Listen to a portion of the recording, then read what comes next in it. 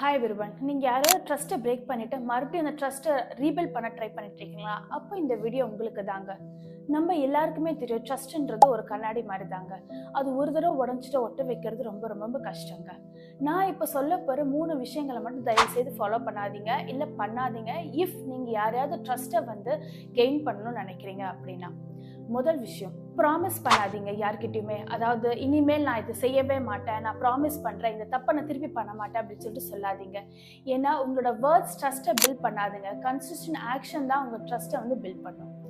Second thing, ஏதாவது ஒரு டஃப்பான கான்வர்சேஷன் இருக்குன்னா நம்ம இதை பேசாமல் இருந்தால் நம்மளுக்குள்ள சமாதானமாக இருக்கும், எந்த ஒரு பிரச்சனையும் வரலாமல் இருக்கும் அப்படின்னு நினைக்கிறீங்கன்னா தயவு செய்து அதை பண்ணாதீங்க.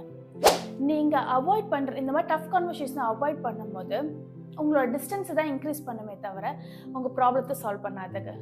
மூணாவது விஷயம், நான் அவங்களுக்கு நிறைய விஷயங்கள் பண்ணியிருக்கேன், நான் இத்தனை விஷயம் பண்ணியிருக்கேன், இப்போ அவங்களோட கடமை அவங்க எனக்காக செய்யணும்னு சொல்லிட்டு நீங்கள் கணக்கை வச்சிங்க அப்படின்னா நீங்கள் ஒரு ரிலேஷன்ஷிப்பை ஒரு டிரான்சாக்ஷன் மாதிரி பார்க்குறீங்களே தவிர ஒரு ரிலேஷன்ஷிப்புக்கான இது வரமாட்டேங்குங்க.